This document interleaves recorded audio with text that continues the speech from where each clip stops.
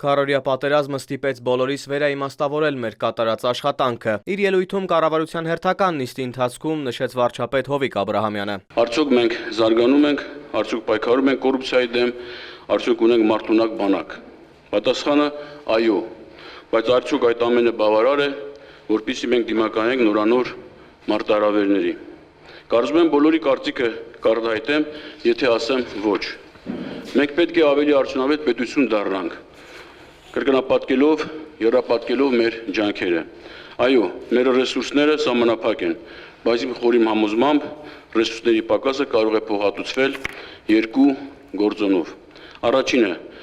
արդյունավետ մոդելների կիրառումն է, իսկ երկրորդը դրանց կյանքի կոչելու արագությունը։ Վարչապետն իր ելույթում ընդգծեց, պետք է կրճատել այն ծախսերը, որոնք չունեն էական ազդեցություն իրական արդյունքի վրա, առանձնացնելով գործուղումները, ներկայացուցչական ծախսերը, վերանորոգումները, ծառայողական մեքենաներն ու մի շարք այլ ծախսեր։ Տնտեսական մեկնաբան Հայկ Գևորգյանը նկատում է, միայն այն, որ նման արտահայտություններ հնչում են վարչապետի շուրթերից, արդեն իսկ մեծ իրադարձություն է, չնայած որ նոր բան վարչապետը չի ասել։ Պետք է մոնոպոլիաները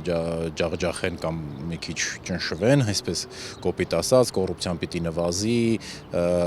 կառավարման համակարգի արդյունավետությունը պիտի բարձրանա, չինովնիկների թիվը պիտի նվազի, ծախսերը պիտի նվազեն եւ այլն եւ այլն, տարիներ շարունակ մամուլը եւ տնտեսական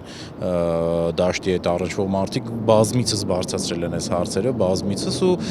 մինչեւ հիմա կառավարությունը կարծես չէր լսում, որ նման բան է պետք անել ու հիմա վարչապետը նույն բաներն ասում է, դա ինքնին արդեն շատ կարևոր է։ Հայկ Գևորգյանը նկատում է, պետք է սպասել տեսնելու համար, թե արդյոք վարչապետի խոսքերը կվերածվեն գործի։ Կոռուպցիայի մակարդակը այնքան բարձր է Հայաստանում, որ առաջիկա գոնե մի ամսվա ընթացքում, եթե վարչապետի ասածները պիտի կյանքի կոչվեն, ապա առաջիկա մեկ ամսվա ընթացքում մենք կնկատենք դա արվեց թե չարվեց։ Հարվարդի համալսարանի շրջանավարտը Row Global ներդրումային ընկերության տնօրեն Սամսոն Ավետյանն էլ նկատում է, կարճաժամկետ հատվածում հնարավոր չէ հասնել լուրջ տնտեսական փոփոխությունների։ Լավ ղեկավարությունները ոչ օպտիմալ ղեկավարություններից նրանով են տարբերվում, որ դու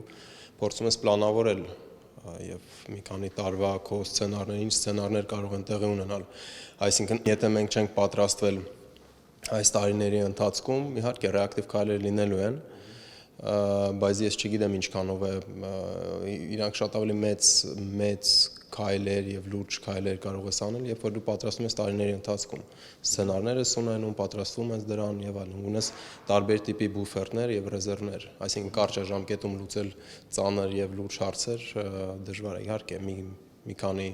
դրամ ստեղ կարանք խնայենք, մի քանի դրամ ընտեղ, բայց այդ դրամերը կօգնեն, բայց շատ չնչին է, այսինքն շատ ավելի լուրջ բաներ պետք է անվեն տարիների ընթացքում։ Ավետյանի դիտարկմամբ Հայաստանում ոչ բավարար տնտեսական ռեսուրսների պայմաններում տնտեսական զարգացման նախադրյալներից է կրթության որակի բարձրացումը։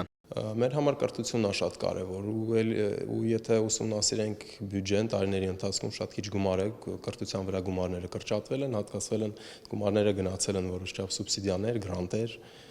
վարկերի տոկոսներ եւ այլն։ Էլի սա լուրջ չի։ Եթե դու պետք է ու խոսում են դրա մասին կրթություն, բայց պետք է գումար հատկացնել ու քայլեր անել, պրոակտիվորեն քայլեր անել, այլ ոչ թե սпасել outsource անել այդ խնդիրը, չգիտեմ,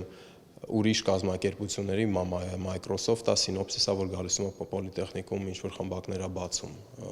Դա պետության ղեկավարության ամենակարևոր պատասխանատվություններից է, դա կրթությունն է։ Մասնագետների դիտարկմամբ, եթե Հովիկ Աբրահամյանի խոսքերը վերածվեն գործի, ապա ժամերի ընթացքում Հայաստանում կարելի է հասնել զգալի փոփոխությունների։ Արթուր Հովհաննիսյան, Մարաթ Հովհաննիսյան, Առաջին լրատվական։